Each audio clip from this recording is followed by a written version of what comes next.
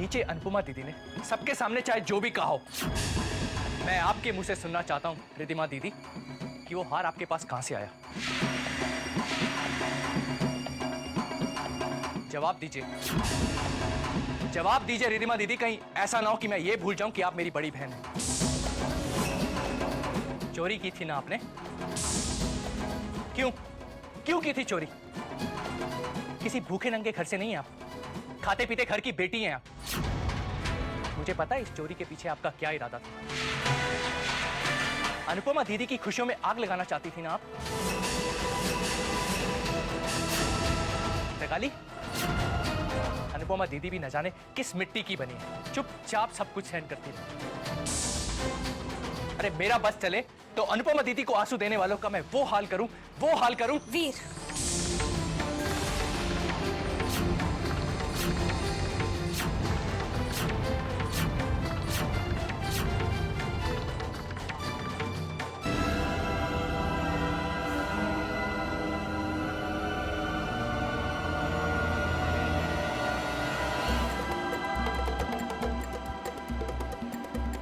शर्म करो।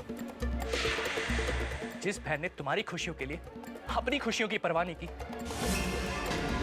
तुम उन्हीं के ससुराल में आकर उन्हीं की खुशियों में आग लगाने से बाज नहीं आई। मां और नानी के इशारों पर नाचोगी तो बेढंगा ही नाचोगी ना।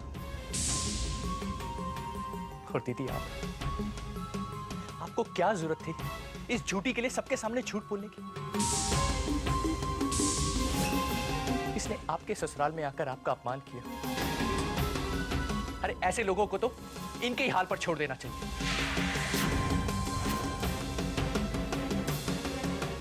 दीदी, मैं दावे के साथ कह सकता हूं कि वो हार आपने इसे नहीं दिया, इसने चोरी ही किया था। बोलिए दीदी, ठीक कह रहा हूं ना मैं? जवाब दीजिए दीदी। वीर, चोरी तो हुई ही है ना, फिर इल्जाम चाहे रिद्धिमा पर लगे या मुझ पर, क्या फर्क पड़ता है? और फिर वो तो इस घर में आई हुई मेहमान है, तो उस पर इल्जाम क्यों लगे?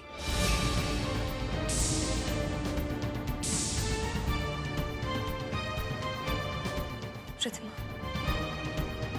आज मैंने तुम्हारा साथ इसलिए दिया है क्योंकि मैं अपने मायके के मान सम्मान पर कोई भी आंच नहीं आने देना चाहती। मगर आज के बाद ऐसी कोई हरकत मत करना जिससे दुनिया में से रिश्तों पर विश्वास उठ जाए।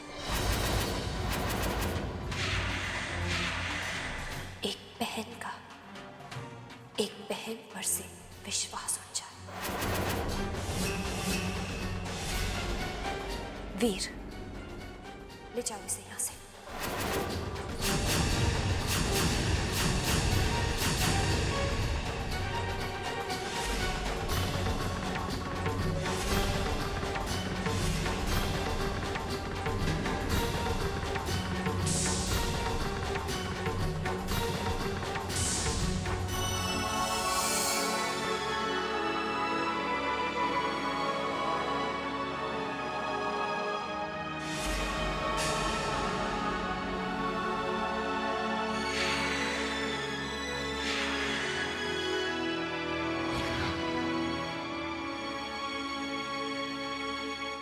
माँ साहब, आप जानती हैं हमारा दिल कितना रो रहा है आपके लिए। कितना विश्वास था ना आपको भाभी साहब पर। बड़ी बहू कहकर आपका मुंह नहीं थकता था। अगर उनके पियर वालों को पैसों की जरूरत थी तो वो आपसे मांग लेती, आप मना थोड़ी ना करती। सब जानती है कि आपका कितना बड़ा दिल है। अगर वो अपनी बहन को कुछ देना चाहती थी तो दे देती, लेकिन ये खानदानी हाल, हमें समझ में नहीं आता कि भाभी साहब में इतनी हिम्मत कहां से आई। माँ साहब, हम जानते हैं कि इस हार का क्या महत्व है आपके लिए, हमारे खानदान के लिए। आखिर ये हमारे खानदान की इज्जत है ना। लेकिन भाभी साहब ने एक बार भी नहीं सोचा, एक पल के लिए भी नहीं सोचा। माँ साहब किस मिट्टी की बनी हुई है? इतनी बड़ी बात हो गई और अब फिर भी चुप है। माँ साहब अगर हम आपकी जगह होते ना तो इस अपमान को कभी बर्दाश्त नहीं करते।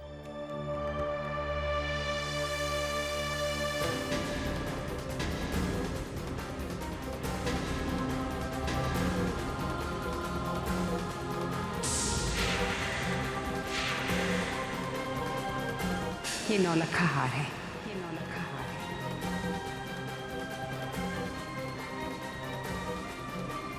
बेटी ये हार हमारा खानदानी हार है। मेरी सास ने मुझे दिया था, और आज मैं तुम्हें अपनी बड़ी बहू को दे रही हूँ।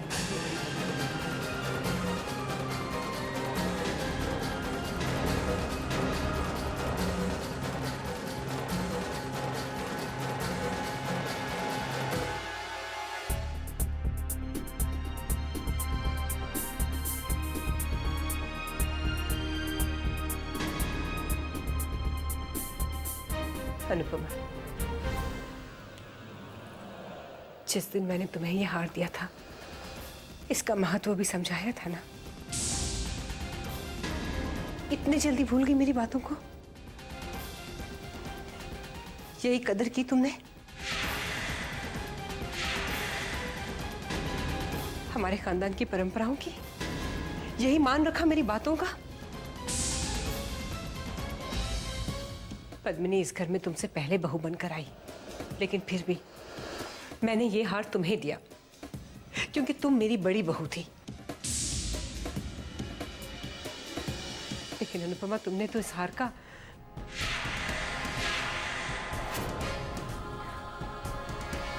जब मैंने तुम पे विश्वास किया है, तब तुमने मेरा विश्वास तोड़ दिया है अनुपमा।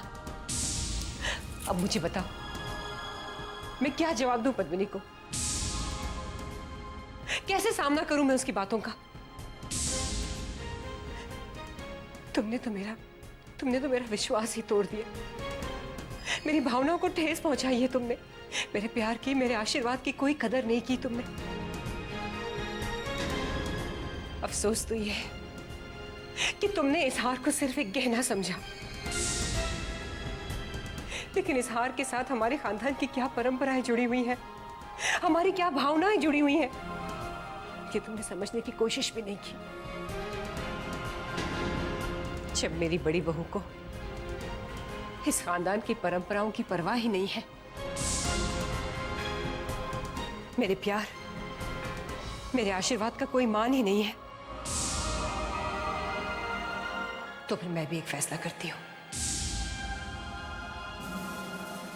आज से ये हार मैं तुमसे वापस लेती हूं अनुपमा।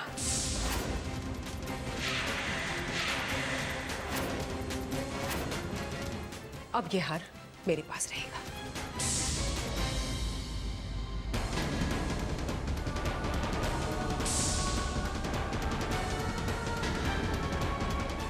एक बात और अनुपमा, आज जो कुछ भी हुआ उसके बारे में चैतन्य को कुछ पता ना चले। मेरा बेटा ये सह नहीं सकेगा।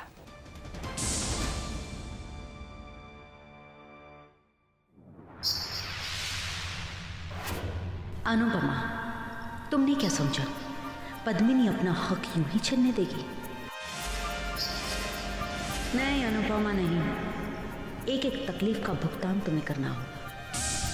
हम तुम्हें इतनी आसानी से नहीं छोड़ेंगे। जो चीज़ तुमने हमारे हिस्से की छीनी है, हर वो चीज़ तुमसे वापस नहीं ली तो हमारा नाम भी पद्मिनी नहीं।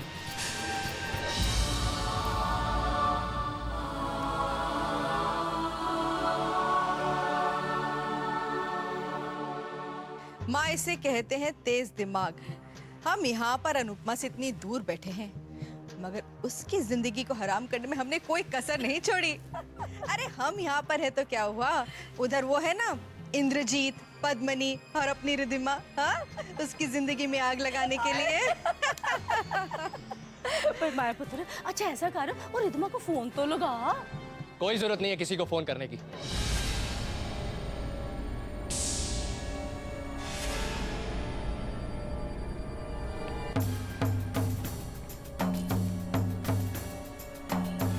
ये लीजिए, आपकी लाडली को आपके पास ले आया हूं। तू इसे यहाँ क्यों लाया वीर? क्यों? आप नहीं जानती मैं इसे यहां क्यों लेके आया हूं? बस मां बस, कम से कम मेरे सामने तो अपना ये झूठा नाटक मत कीजिए।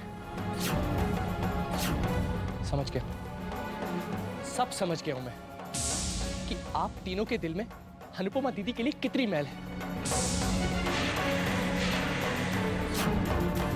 मां और बेटी एक जैसी।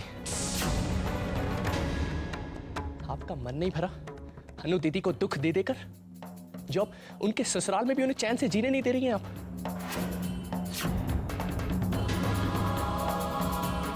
आपके आगे हाथ जोड़ता हूं मां, भगवान से डरिए, इतने पापी मत कीजिए।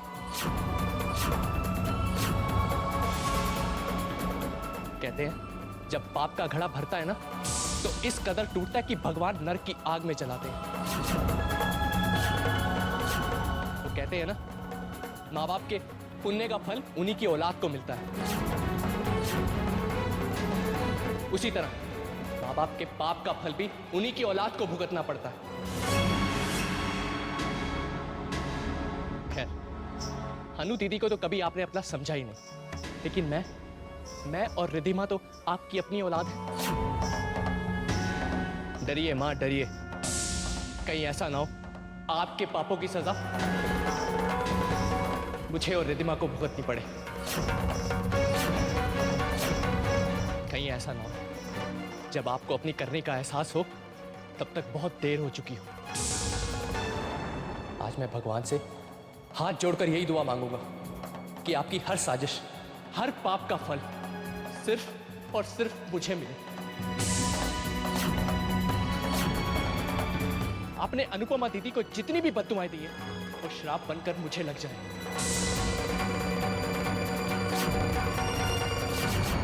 शायद अपनी औलाद का दर्द देखकर आपके भी दिल में दर्द हो, एहसास हो आपको अपनी गलतियों का। शायद दर्द में बेहाल होकर आपके दिल से अनु दीदी के लिए बद्दुआएं नहीं, आशीर्वाद निकल आए।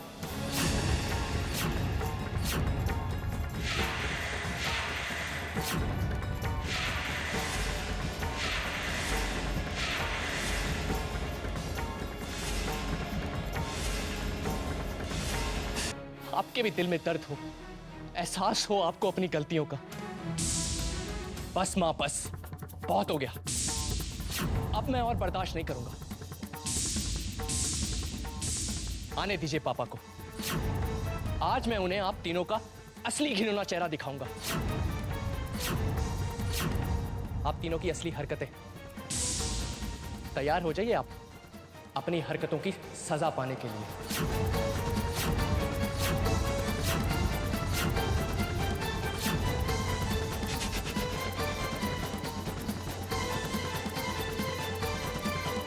राम राम राम, ओ माया पुत्र, राम झूठ ना बुलाए। मुझे तो लगता है ये सब ना उस जादू टोने का असर है जो उस मनोज अनुपमा ने ना हमारे वीर के ऊपर कर दिया है। राम झूठ ना बुलाए माया पुत्र, अब तो मुझे ये डर लगने लगा है कि कहीं इस जादू टोने का असर तेरी माया पर ना पड़ जाए। कुछ कर, वरना हम सब का राम नाम साथ हो जाना है। राम राम राम।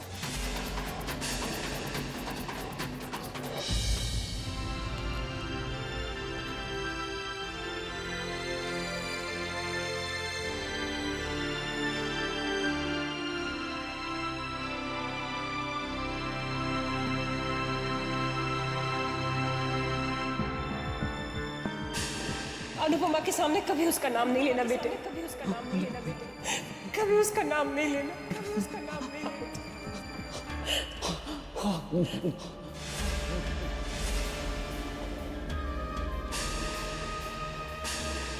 देखा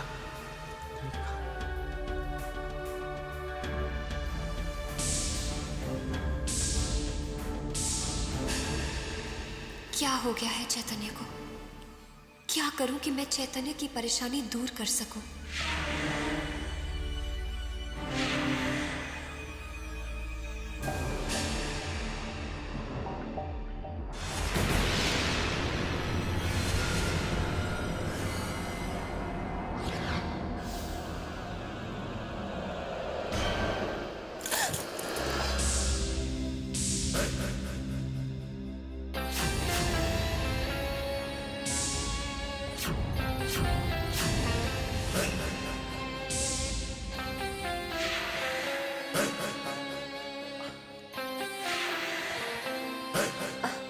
इजी इजी इजी।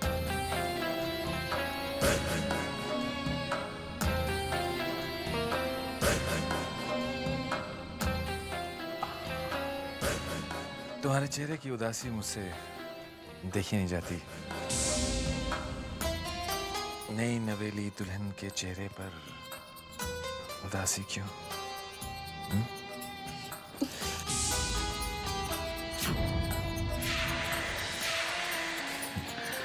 जाने दीजिए।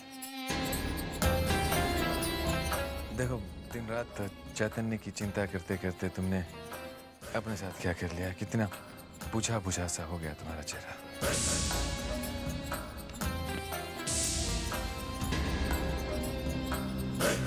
रास्ता छोड़िए। मैं तो तुम्हारा हमदर्द बनकर तुम्हारे पास आया हूं और तुम हो कि ऐसी बेरुखी दिखा रही हो। एक मौका तो देकर देखो। वादा करता हूं, चैतन्य से ज्यादा खुशी, ज्यादा सुख दूंगा मैं तुम्हें।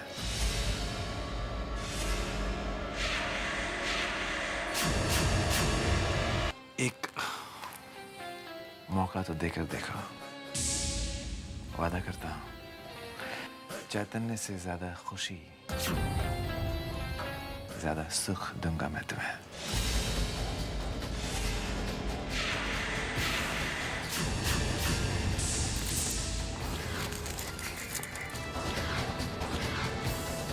मैं तुम्हारे पास आने की कोशिश कर रहा हूं और तुम हो कि दूर जाना चाहती हो। सुनो सुनो सुनो सुनो सुनो सुनो। दरअसल बात यह है कि तुम अच्छी लगने लगी हो मुझे, और इंद्रजीत को जो चीज अच्छी लग जाती है, इंद्रजीत उसे पाकर रहता है।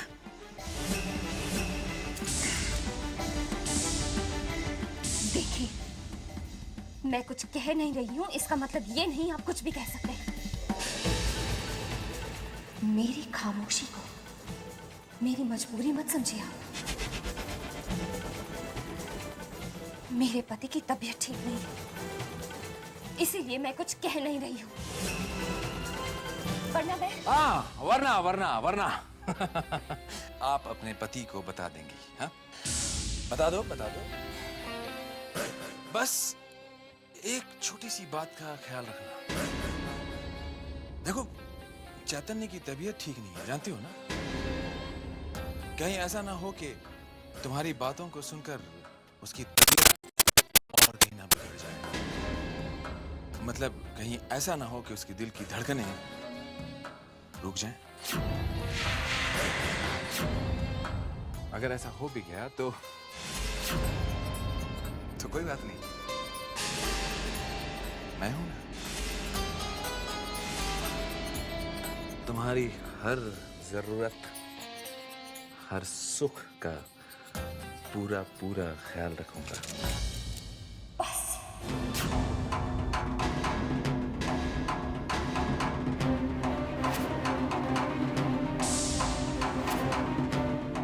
एक शब्द और नहीं।